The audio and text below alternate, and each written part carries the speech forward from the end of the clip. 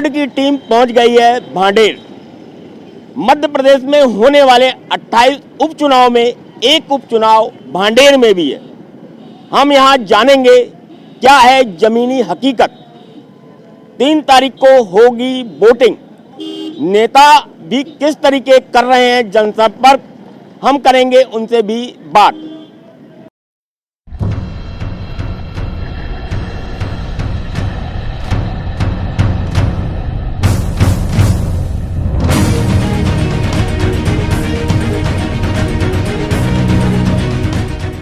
जिस तरीके से यह उपचुनाव मध्य प्रदेश में हो रहे हैं, कुछ विशेषताओं के साथ एक विशेषता यह भी है कि जो यहाँ पे नेता हैं उनके पुत्र भी इन चुनाव में बढ़ चढ़ कर हिस्सा ले रहे हैं। उन्हीं में एक है गृह मंत्री नरोत्तम मिश्रा के पुत्र सुकर्ण मिश्रा। आज हम उनके साथ हैं। किस तरीके से वह अभी मीटिंग में आए थे और मीटिंग से खाली होकर वो चुनाव प्रचार के लिए निकल रहे हैं। हमारी टीम आज उनके साथ होगी और किस तरीके से वह लोगों से मिलते हैं और किस तरीके से लोगों को जनसंपर्क कर चुनाव प्रचार कर रहे हैं और लोगों को कन्विंस कर रहे हैं कि भाजपा को वोट दें।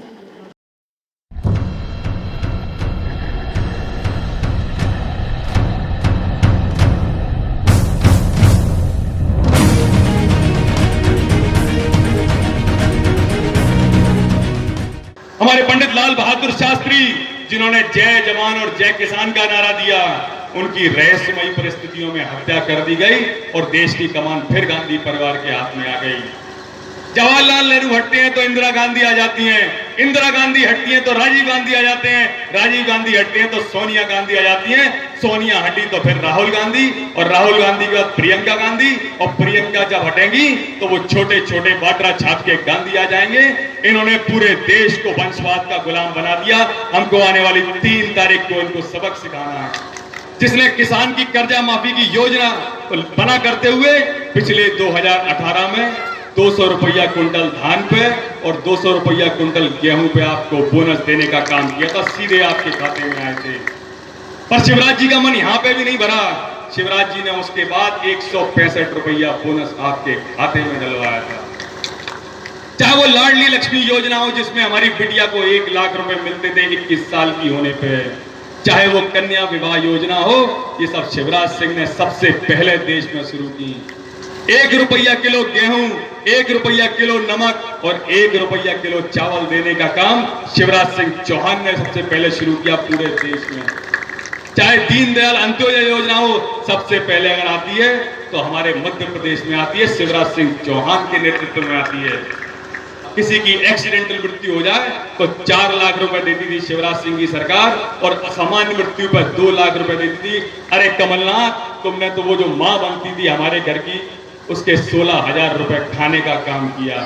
तुमने वो तीर्थ दर्शन जैसी पावन योजना जिसमें हमारे गांव का बुजुर्ग अपने इष्ट के दर्शन करने जाता था, अपने देवता के दर्शन करने जाता था, ऐसी योजना को बंद करने का पाप तुमने किया है। जनता इस चुनाव में तुमको माफ नहीं करने वाली।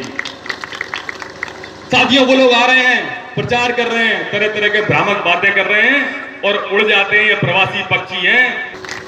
आप रक्षा संग्राम सिरोनिया को जिताओगे तो नरोत्तम मिश्रा आपके क्षेत्र के विकास के लिए आपको फ्री में मिलने वाले हैं। आप रक्षा संग्राम सिरोनिया को जिताओगे तो महाराज ज्योतिरादित्य सिंधिया आपको फ्री में मिलने वाले हैं।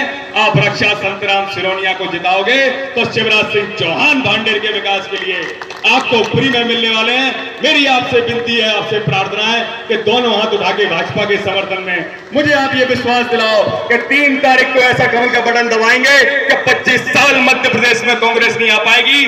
आने वाले 25 साल भारतीय जनता पार्टी की सरकार रहेगी।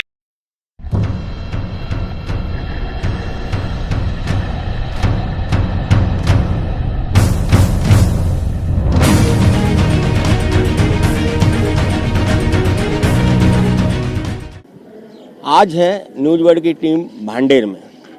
हमारे साथ हैं मध्य प्रदेश के चाणक्य कहे जाने वाले नरोत्तम मिश्रा, जो 15 महीने की सरकार जाने के रणनीतिकार थे और उस 15 महीने की कमलनाथ की सरकार को विदाई करने वाले रणनीतिकार के पुत्र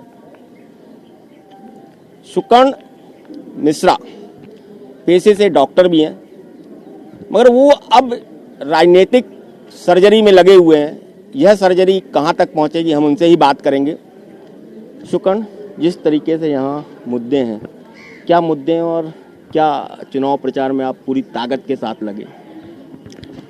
मुख्य मुद्दा तो जो कांग्रेस ने वचन पत्र जारी किया था वो वचन पत्र न बन के कपट पत्र बन गया। जनता को इनने छला और कांग्रेस के लिए शपथ पत्र बना। इसके माध्यम से कमलनाथ जी ने मुख्यमंत्री पद की शपथ ली, दिग्विजय सिंह जी ने अपने बेटे जयवर्धन सिंह को मंत्री पद की शपथ दिलाई। तो ये वचन पत्र के खिलाफ हम जनता के बीच में जा रहे हैं। जिस तरीके से आपकी कद काठी, यदि हम बात करें मध्य प्रदेश के गृह मंत्री की कद काठी, क्योंकि आप उनके पुत्र हैं, जिस तरीके से उनका वो है, तो राजनीति में एक तुलना भी होती है, तो आपकी भी तुलना होती होगी। वो तुलना को आप कैसे लेते हैं? मैं बहुत सकारात्मक रूप से लेता हूँ। माननीय डॉक्टर नरोत्तम मिश्रा जी जो इस प्रदेश के गृह मंत्री हैं, लगभग 40 साल उन्होंने जनसेवा में बिताए। मैं लगभग 17-18 साल से उनको बहुत करीब से देख रहा हूँ। राजनीति उनके लिए एक सेवा का माध्यम रहा हमेशा से।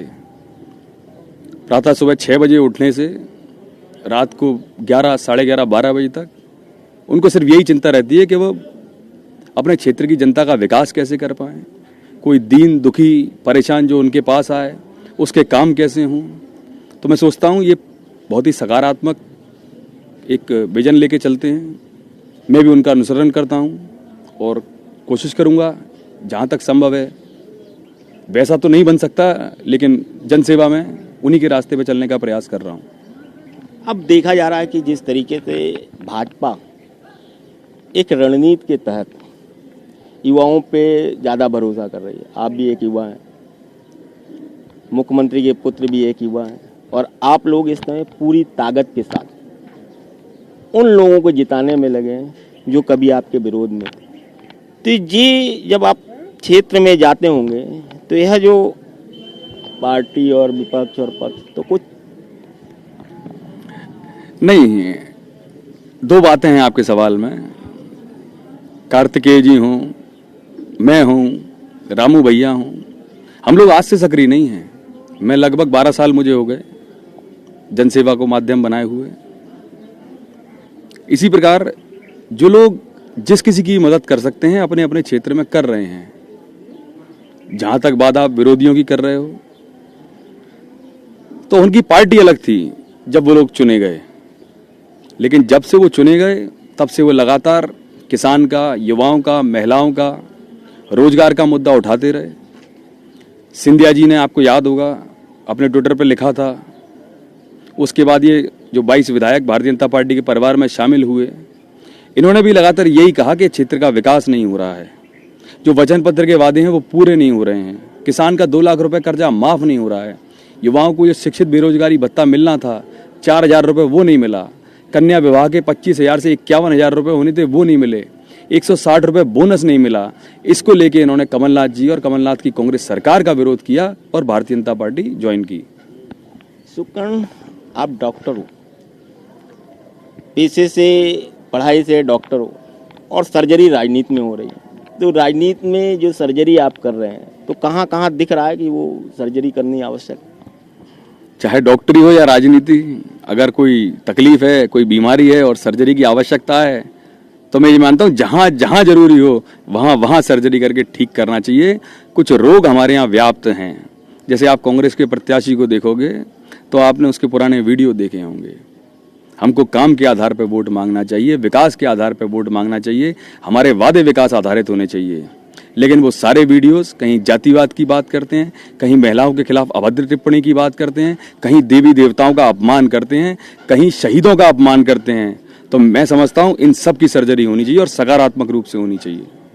जिस तरीके से डॉक्टर साहब की एक परछाई है आप, और डॉक्टर साहब का इतना बड़ा नाम है, और जिस तरीके से डॉक्टर साहब काम करते हैं, उनका जो विजन है, जो उनका सम्मान है, या जिस तरीके से वो लोगों को सम्मान देते हैं, और जिस तरीके से उन्होंने आपको संस्कार दिए हैं, भारतीय जनता पार्टी की जो संस्कृति आप लेके चल रहे हैं, तो इसमें आपको कभी कभी महसूस होता होगा कि और कुछ आगे क्या करना चाहिए और कैसे राजनीति को अलग आयाम में, जिस तरीके से राजनीति को एक ऐसी निगाह से देखा जा रहा है, उस निगाह को कैसे अपन बदलने का प्रयास करें?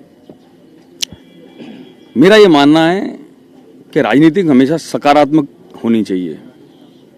जैसा कि आपने पिताजी की बात की, लगातार वो भी यही प्रयास कर रहे हैं कि विकास आधारित राजनीति हो। 2008 से जब वो दतिया में आए तो यहाँ पानी की स्थिति बहुत खराब थी, भय का वातावरण था, अपराध था और विकास के नाम पे दतिया पिछले जिलों में गिना जाता था।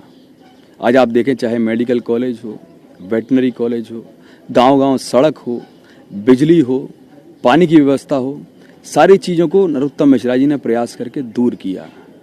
जहाँ तक सकारात्मक राजनीति की बात आप मेरे द्वारा कर रहे हैं, तो मैं सिर्फ एक विसंगति इस राजनीति में पा रहा हूँ कि शिक्षा के बाद भी कहीं ना कहीं चुनाव जाति आधारित हो जाता है।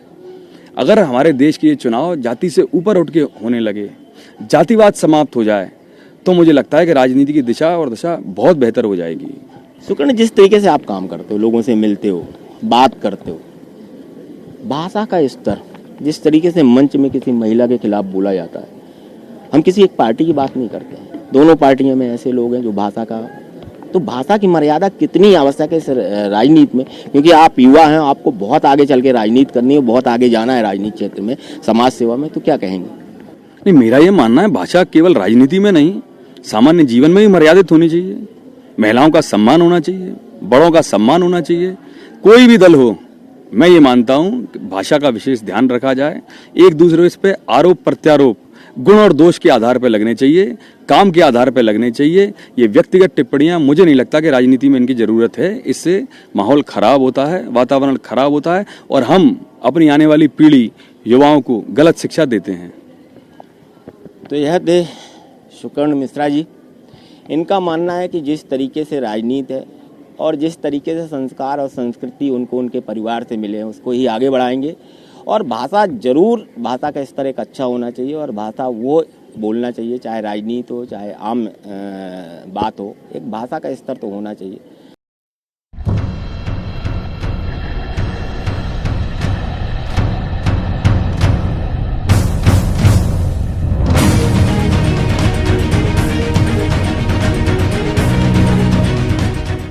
हम अपने विशेष कार्यक्रम के तहत सुकर्ण मिश्रा के साथ लगातार जनसंपर्क में थे और जिस तरीके से देखा है वो जनसंपर्क कर रहे हैं, कहीं ना कहीं उनके अंदर जो यहाँ से गृह मंत्री हैं उनके कुछ ना कुछ लक्षण नज़र आते हैं और जिस तरीके से वो बात करते हैं, जिस तरीके से उनके चाल ढाल है, उसी तरीके से सुकर्ण मिश्रा जी के चाल और तरीका है लोगों से बात करने का, लोगों से घुल मिल जाने का। और लगातार भाजपा के पक्ष में वो प्रचार कर रहे हैं और आपने देखा कि वो जो भाजपा की युवा टीम है वो अब इस बार सक्रिय है। जो नेता पुत्र हैं उनके बेटे, चाहे हम नरेंद्र तोमर जी की बात करें, चाहे हम मुख्यमंत्री शिवराज सिंह चौहान की बात करें, चाहे हम बात करें डॉक्टर नरोत्तम मिश्रा की, ये तीनों जो बड़े नेता हैं मध्य प्रदेश के, उनके जो सुपुत्र हैं वो इस समय चुनाव प्रचार की कमान संभाले हुए हैं और उपचुनाव में चुनाव प्रचार की कमान इनके हाथ में है कई विधानसभा में।